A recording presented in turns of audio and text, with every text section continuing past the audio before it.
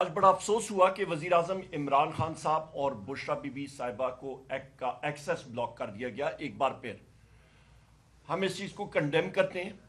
توشہ خانہ 2 کیس جو ہے وہ ڈیفر ہوا ہے، اور پچھلی بار جب ہوا تھا تو وزیر اعظم عمران خان صاحب کو ان کمیونیکاڈو، یعنی کہ ان کو دنیا سے بالکل منقطع ان کا رابطہ ہو گیا تھا، اور ان کو جو سہولیات جیل مینول میں ان کو ان کا حق ہے وہ بھی ان سے چھین لی گئی تھی. چھوٹے جو یہ تکلیفات پہنچانے کی یہ کوششیں ہوتی ہیں یا یہ اٹیمپٹس ہوتے ہیں، اس کو ہم لوگ کنڈیم کرتے ہیں، اور جوڈیشری کو اپنے پیروں پہ کھڑا ہونا چاہیے. جوڈیشری کہنا چاہیے انف از انف. جس طرح کہ اسلام آباد ہائی کورٹ کے ججز نے کہا تھا، اسی طرح ہمیں توقع ہے کہ اینٹی ٹیررسٹ کورٹ کے ججز اور باقی ججز کو، انگریزی میں کہتے ہیں they should grow a spine, ریڑھ کی ہڈی ذرا مضبوط کریں، کوئی لوہا انجیکٹ کریں، کوئی ٹائٹینیم انجیکٹ کریں، ٹرانسپلانٹ کرائیں، پر ذرا مضبوط سی سے کھڑے ہو جائیں. میں ان لوگوں کا ابھی نام لوں گا تو آپ کا یہ ٹرانسمیشن وہ کاٹ دیں گے، اور آپ کے ساتھیوں نے مجھے کہا تھا کہ جی نام ذرا ہولا رکھا کریں ورنہ آپ کی ٹرانسمیشن اڑ جاتی ہے. وہ مسکرا رہے ہیں میرے ساتھی جنہوں نے یہ تجویز بھی مجھے دی تھی، تو اور ہنس بھی رہے ہیں ساتھ. اس کے ساتھ ساتھ میں یہ بھی یہاں پہ کہتا چلوں خواتین و حضرات کہ وزیر اعظم عمران خان صاحب، بشرا بی بی صاحبہ، مخدوم شاہ محمود قریشی صاحب، ڈاکٹر یاسمین راشد صاحبہ، اجاز چودھری صاحب، میاں محمود الرشید صاحب، عمر چیمہ صاحب، حسان نیازی صاحب، ہمارے ملٹری کورٹس کے اندر جو پرزنرز ہیں جن کا کیس بڑی ایبلی ہمارے سیکرٹری جنرل جناب سلمان اکرم راجہ صاحب لڑ رہے ہیں سپریم کورٹ میں، اور ہمارے باقی ساتھی جو کوٹ لکھپت آپ کے اللہ بھلا کرے اٹک جیل میں، جیلم جیل میں اور اڈیالہ جیل میں اس وقت بھی پابند سلاسل ہیں. یہ سب کے سب پولیٹیکل پرزنرز ہیں. پاکستان کی جیلیں بھری ہوئی ہیں. ہم اس چیز کو کنڈیم کرتے ہیں.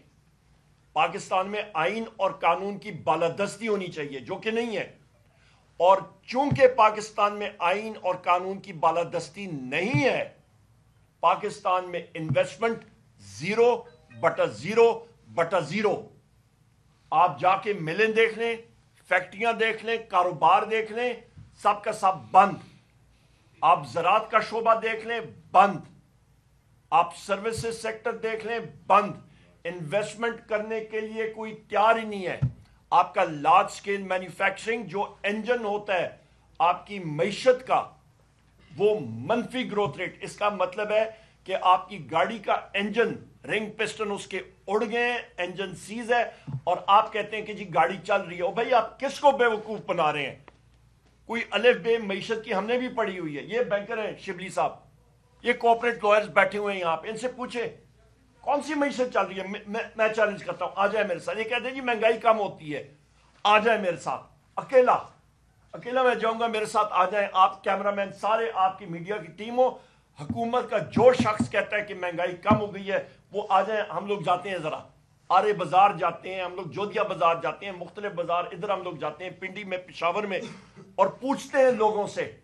یہ جو یہاں پہ بلند و بالا دعوے کرتے ہیں نا وزراء کہ جی مہنگائی کم ہوتی ہے، ان سے بڑا جھوٹا کوئی نہیں ہے دنیا پہ. صفحہ ہستی میں کوئی اتنا بڑا کوئی جھوٹا نہیں ہوگا جتنے یہ ہیں.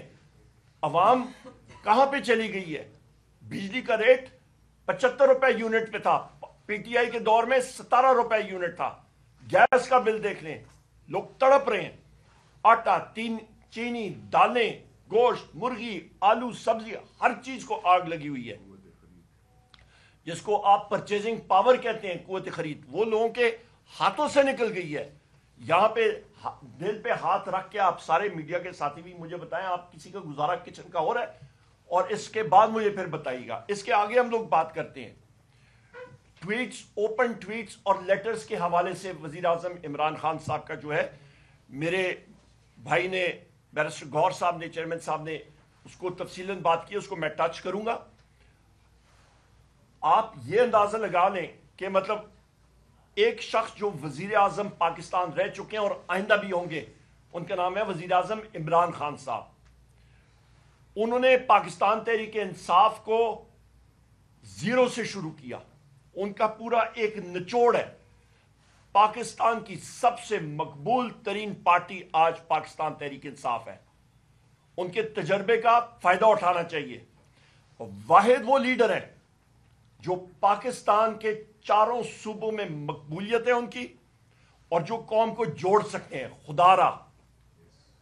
خدارہ ان کی وزڈم سے فائدہ اٹھائیں، ان کے تجربے سے فائدہ اٹھائیں. میں آپ کو یقین سے کہہ سکتا ہوں، پنجاب کا گورنمنٹ فنکشنری کوئی بھی ہو، چاہے وہ سیکرٹری ہو، چاہے وہ منسٹر ہو، چاہے وہ آئی جی پنجاب ہو، کوئی بھی پنجاب پولیس کا باوردی شخص بلوچستان میں 15 منٹ 20 منٹ آدھا گھنٹہ مجھے جا کے دکھائے، اس کے ساتھ حشر کیا ہوگا؟ یہ کیا وجہ ہے جس وقت سیکیورٹی فورسز کی نقل و حرکت ہوتی ہے بلوچستان میں تو آرمڈ کانوائز جاتی ہیں؟ کانوائے کے بغیر کیوں نہیں امن و حرکت ہوتی؟ یہ کیا وجہ ہے؟ کانوائز، آرمڈ کانوائز خواتین و حضرات اس وقت جاتے ہیں جہاں پہ آپ کو خطرہ ہوتا ہے. 8 اضلاع بلوچستان کے آپ اس وقت وہاں پہ یہ حالات ہیں کہ پاکستان کا جھنڈا کوئی نہیں لہرا سکتا، نہ پاکستان کا قومی ترانہ وہاں پہ گایا جاتا ہے. کسی کو شک شبہ ہے انڈیپینڈنٹلی چلے جائیں. اس کے ساتھ ساتھ بلوچستان کے ممبران اسمبلیز جو کہ حکومت میں ہیں، وہ خود ہمیں کہتے ہیں کہ جناب ہم لوگ بات نہیں کر سکتے ہیں، آپ ہماری ترجمانی، ہم لوگ اپوزیشن میں ہیں، خود مجھے وہ کہتے ہیں کہ جی آپ ہماری ترجمانی کریں، ہمیں ڈر لگتا ہے. وہ اپنے گھروں سے کیا کوئٹہ سے آگے نہیں جا سکتے ہیں. یہ حالات ہیں بلوچستان کے اس وقت. اللہ نہ کرے میرے منہ میں خاک، پر 1971 جب ہوا تھا تو اس وقت جنرل یحییٰ نے کہا تھا کہ سب ٹھیک ہے. 1970 میں جب دسمبر میں الیکشن ہوا اس نے کہا تھا سب ٹھیک ہے. 16 دسمبر 1971 کو سکوت ڈاکہ ہو گیا تھا. ہوش کے ناخن لے، پختون بیلٹ بلوچستان کا ان ساروں نے ایکا کی ہے. مہرنگ بلوچ صاحبہ کی بات کریں، ترجمانی کر رہی ہیں وہاں پہ بلوچ یوتھ کی بھی. وہاں پہ سیکشن 144 لگتا ہے، لاکھوں لوگ نکلتے ہیں وہاں پہ. انہوں نے دفاع کیا، ایک مطلب کسی چیز کو نقصان نہیں پہنچایا. اور وہ خواتین بلوچستان جیسے معاشرے میں باپردہ خواتین جو ہیں وہ باہر نکلی اپنے حقوق کے لیے. ہوش کے ناخن لیں. یہ انفورسڈ ڈس اپیرنسز کا پکھنڈ ختم ہونا چاہیے. لوگوں سے ملیں، ان کے ڈیپ ڈاؤن ان کی جو روٹ کاز ہے اس کو ایڈریس کریں.